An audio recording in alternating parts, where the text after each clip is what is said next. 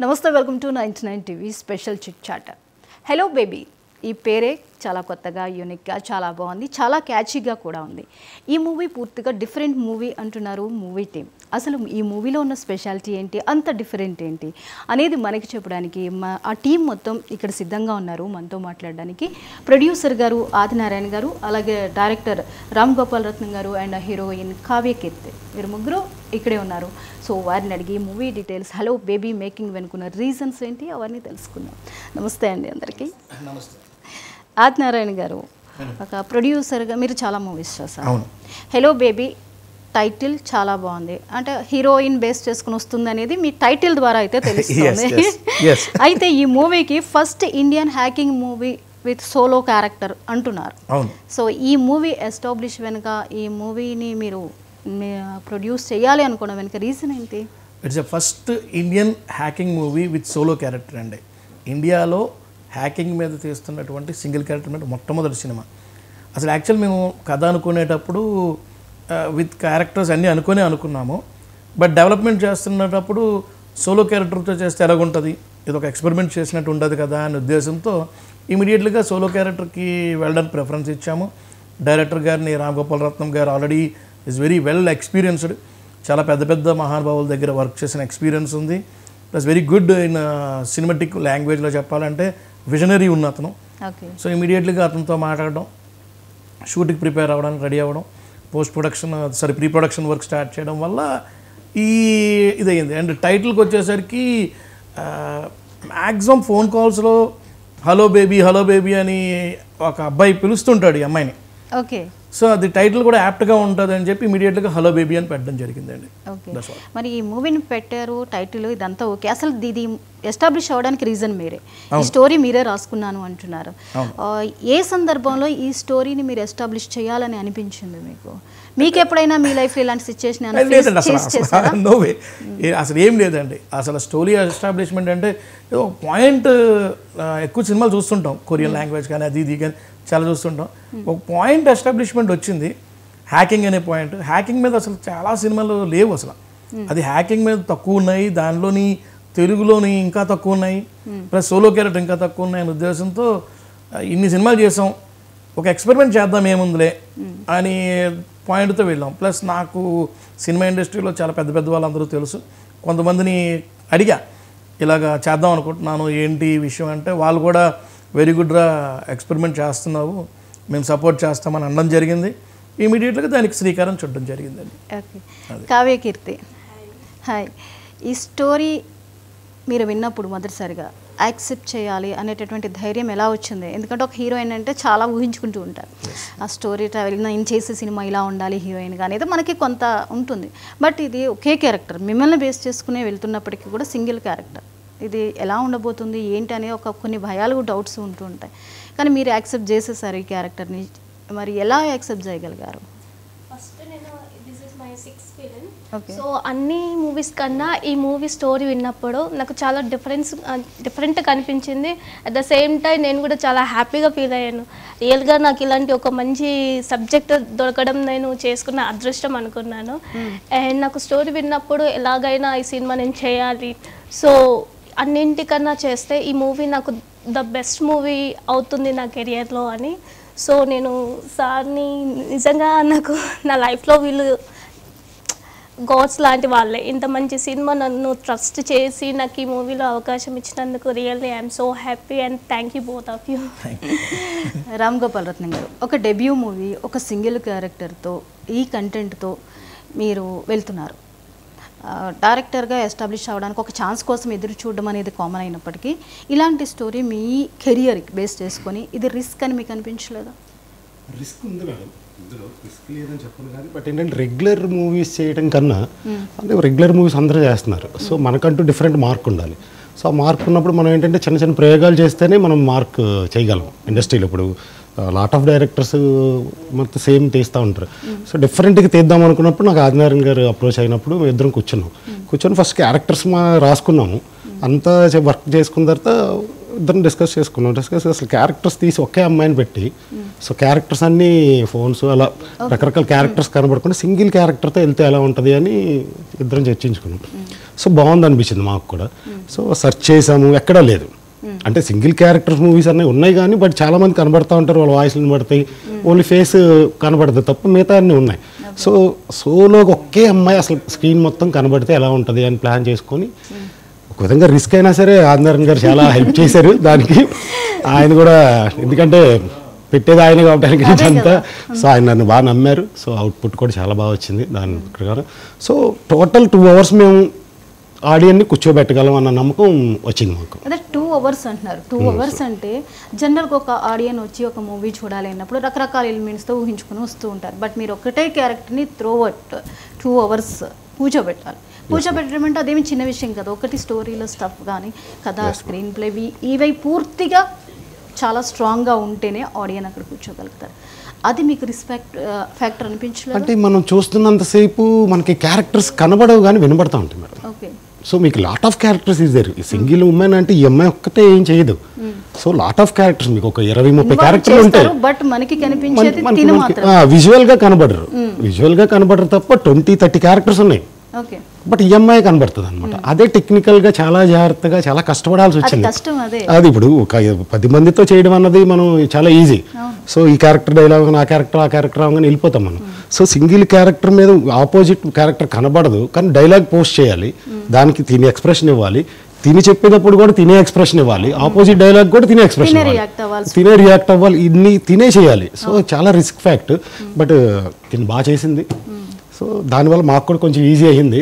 So మీరు ఒక్క character అని మీరు అలాగా బోరింగ్గా ఉండదు. ఎక్కడ నెక్స్ట్ ఏమవుతుంది, నెక్స్ట్ ఏ క్యారెక్టర్ ఎంటర్ అవుద్ది మీన్స్ మీకు విజువల్ కనబడదు కానీ బట్ ఒక క్యారెక్టర్ ఏమైనా ఎంటర్ అయిపోద్దేమో ఆ టెన్షను అది మొత్తం మీరు టోటల్ 2 hours మీరు చాలా ఎంజాయ్ అంటే ఒక చిన్న సస్పెన్స్తో చూస్తూ ఉంటారు. సో అలా కూర్చోక పెట్టాము అని అనుకుంటున్నాం మేము.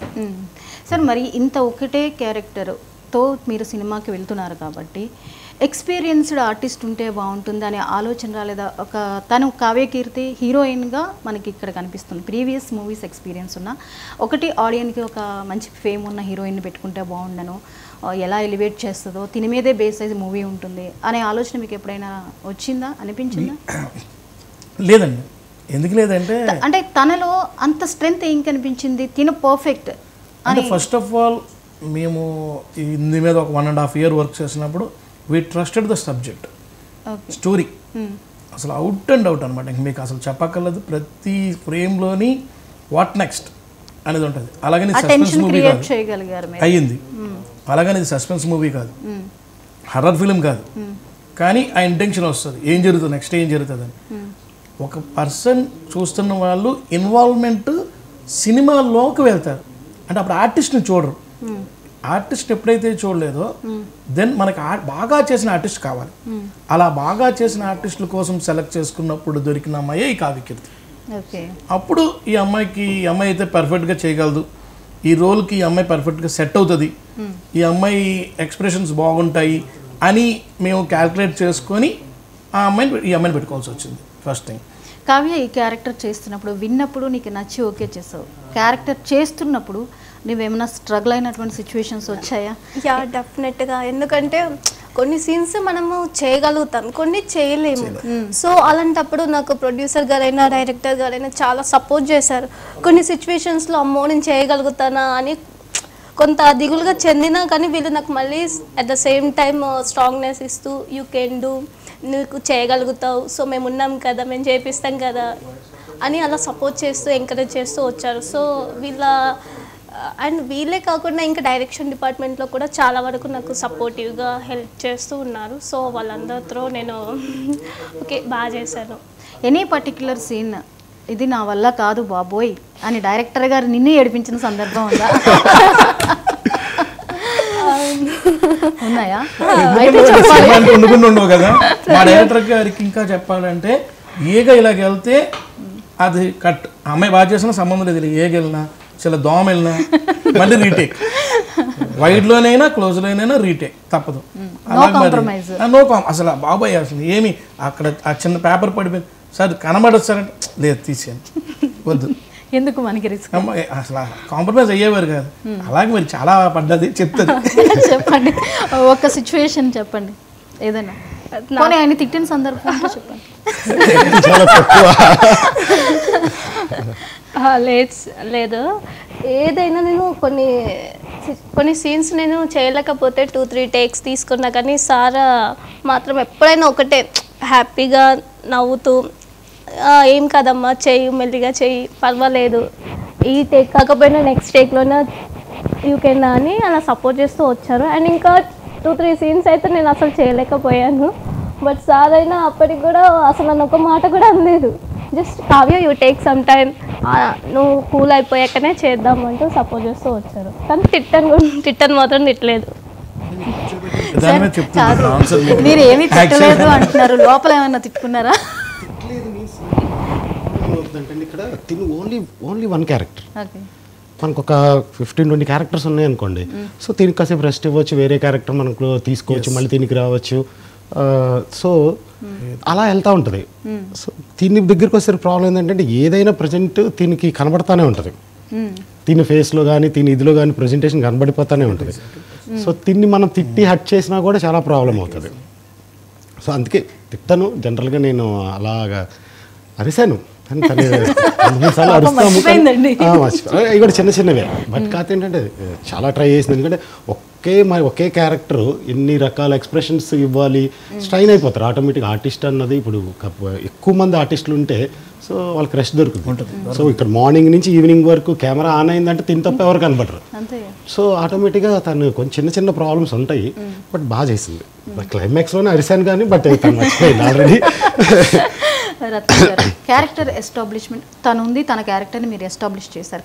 తన నుంచి మీరు అవుట్పుట్ రాబట్టాలి అంటే మీకు ఆపోజిట్ క్యారెక్టర్ వినిపిస్తారు కదా, ఆ వినిపించే క్యారెక్టర్ ద్వారా ఆడియన్స్ కూర్చోవాలి.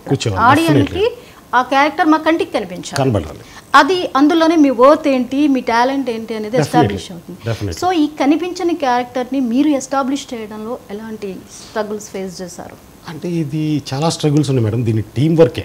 నా డైరెక్షన్ టీం అందరూ మేము ఎలా అంటే ఒక్కొక్క క్యారెక్టరు మా డైరెక్షన్ టీంలో ఉన్న ప్రతి ఒక్కరు ఒక క్యారెక్టర్ తీసుకున్నారు. సో వాళ్ళు ఓన్ చేసుకొని వాళ్ళు ప్రాక్టీస్ చేశారు. నెక్స్ట్ డే డైలాగ్ ఎలా, మళ్ళీ లెంత్ ఎలాగా, వాళ్ళందరినీ ఆర్టిస్టులు చేసాం. ఆఫ్లైన్ ఆర్టిస్ట్ వాళ్ళందరూ కెమెరా వాళ్ళ లెంత్తో సహా.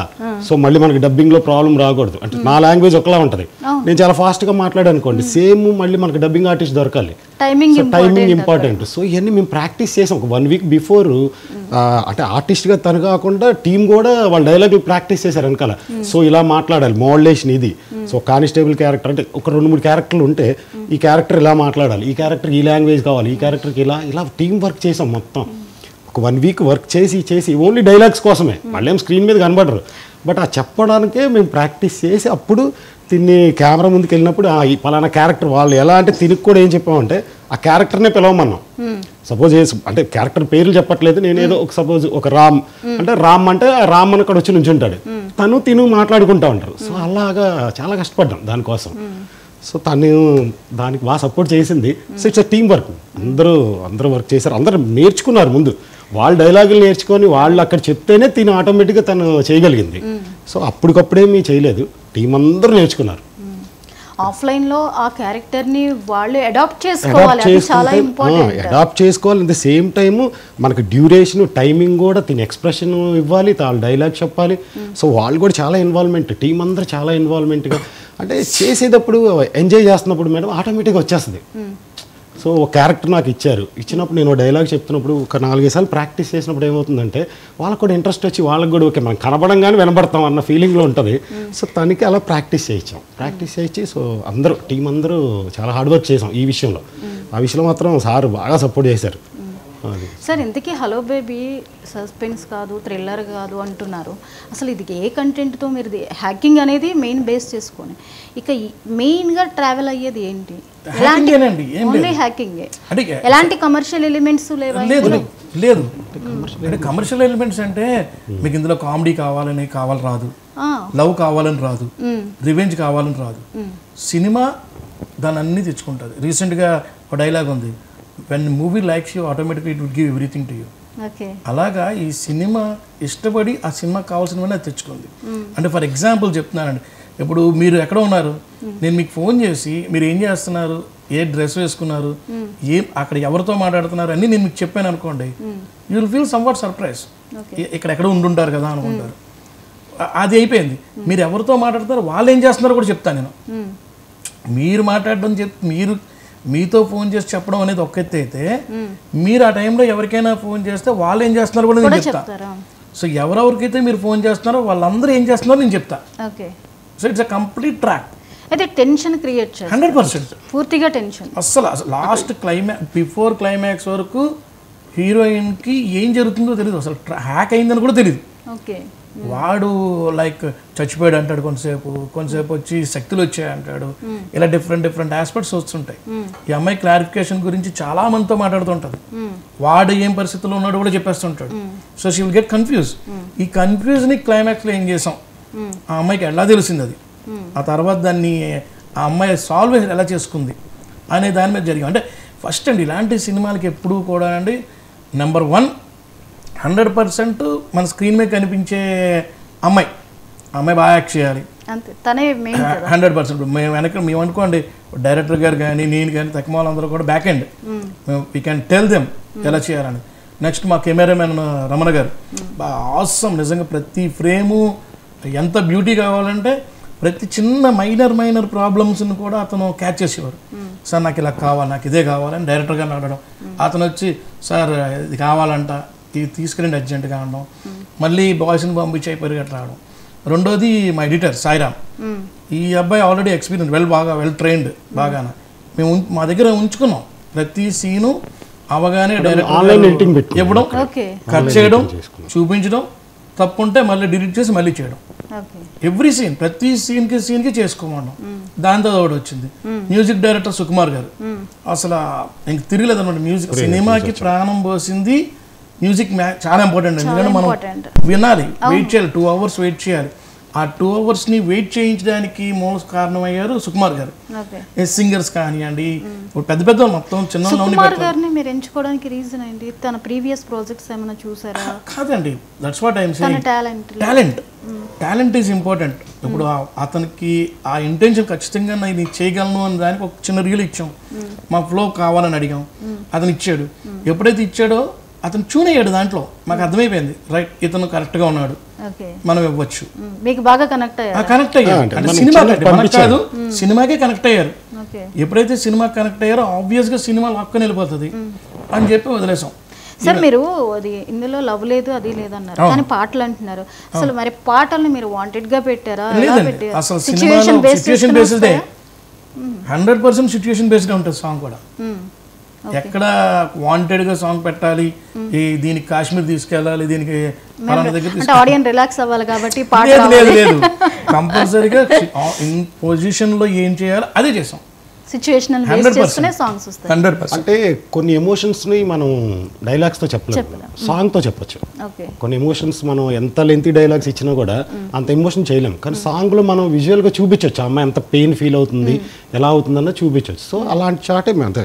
ఎక్కడ మేము ఇక్కడ పాట కావాలి కాబట్టి పాట పెడదాము, ఇక్కడ ఇలా కమర్షియల్ కాబట్టి మనం ఇలా చేద్దామని కమర్షియల్ ఎప్పుడు వెళ్ళలేదు. సో మనకు ఆ పెయిన్ చూపించాలంటే సాంగ్ కావాలి. సో అలా సాంగ్స్ అలా వచ్చినాయి సాంగ్స్. సో అంతేగాని ఎక్కడ సాంగ్స్ పెట్టాలి అని పెట్టలేదు మనం. ఇక సాంగ్స్ చేస్తున్నప్పుడు అని ఎక్స్పీరియన్స్ ఎలా ఉంది? ఆ సాంగ్స్కి కూడా నీ యాక్టింగ్ని ఎలివేట్ చేయాల్సిన పరిస్థితి, డిఫరెంట్ టైప్ ఆఫ్ మూవీకి అన్నీ ప్రాణం పోయాల్సిందే నువ్వు.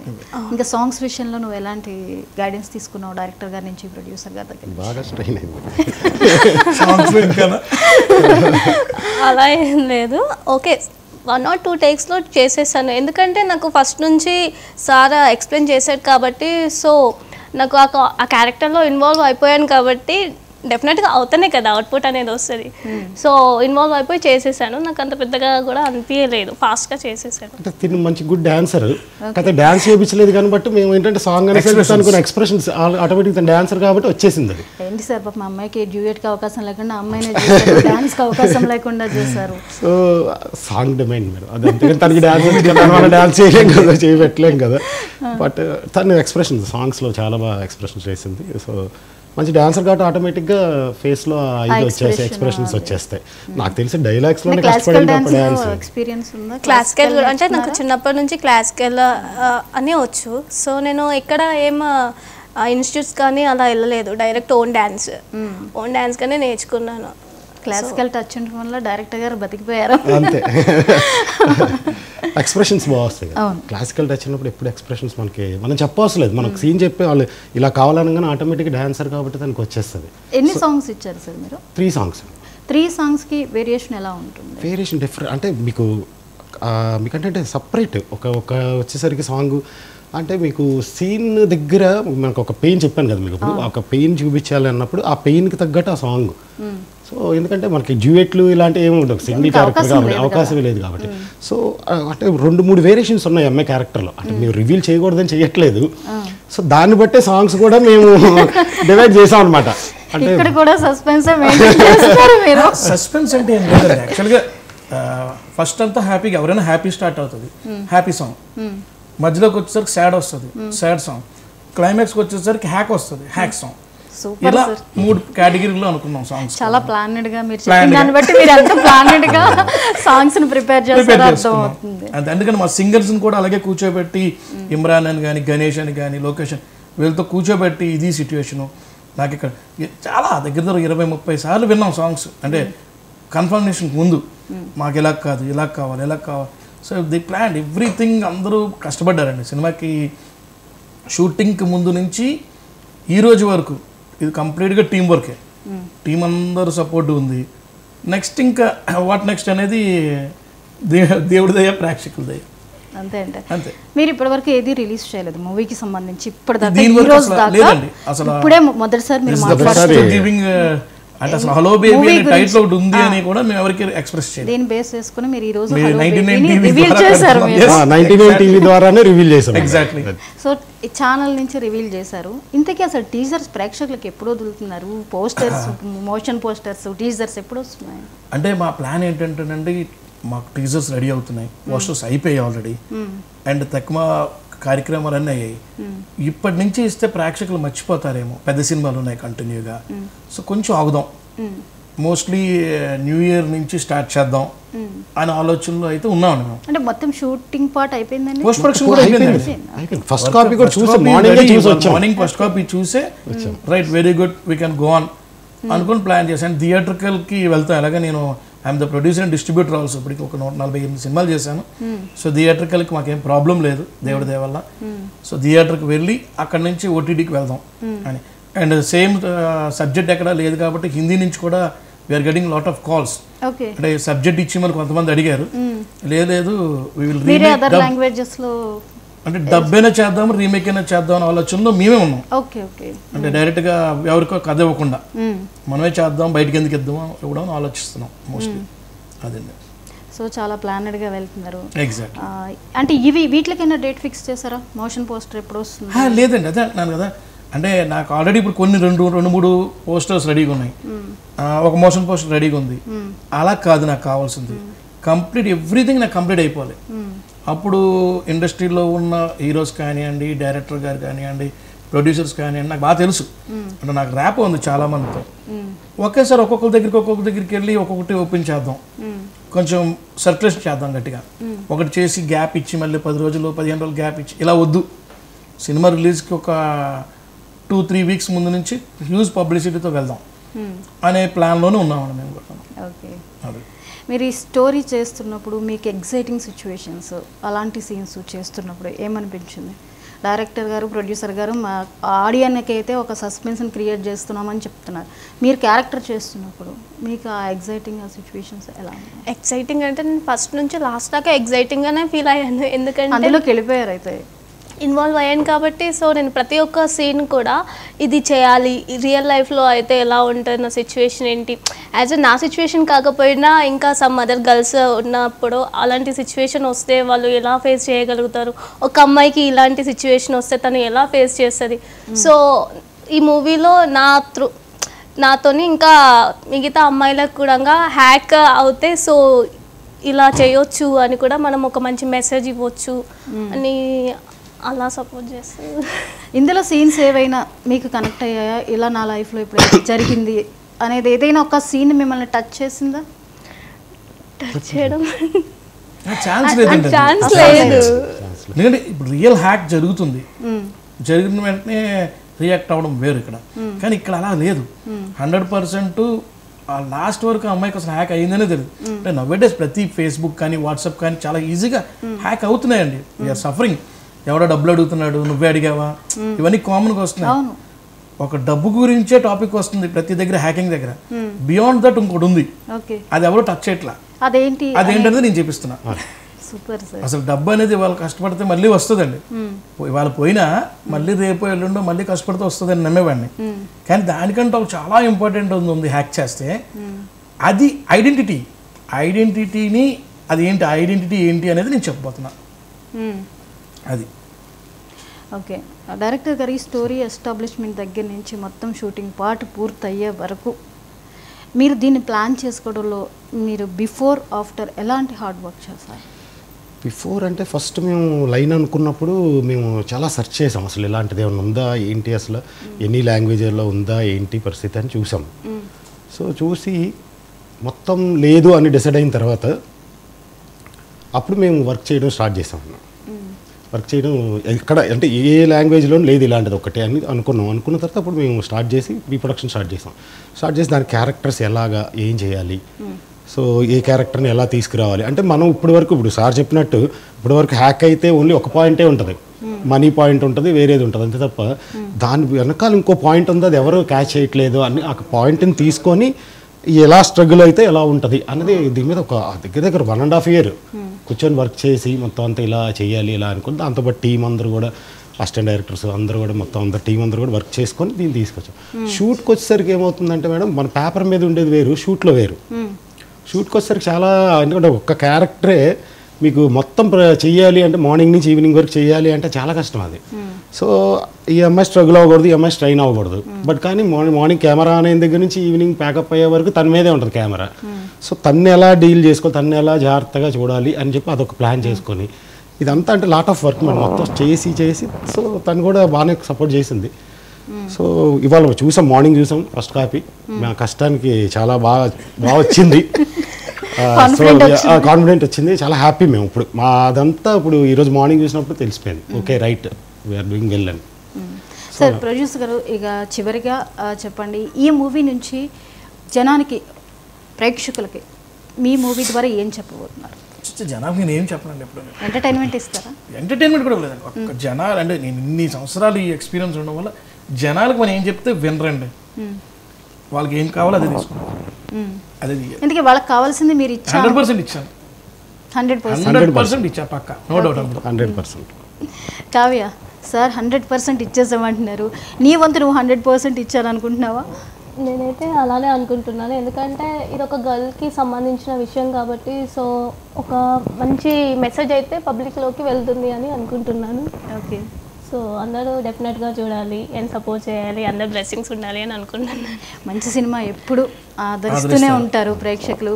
ఈవేళ రేపు బడ్జెట్లతో కూడా సంబంధం లేదు, ఏ సినిమా అయినా కానీ స్ట్రెంగ్త్ ఉంటే, కంటెంట్లో ఆ స్ట్రెంగ్త్ ఉంటే మాత్రం ఎక్కడికో వెళ్ళిపోతున్నాయి.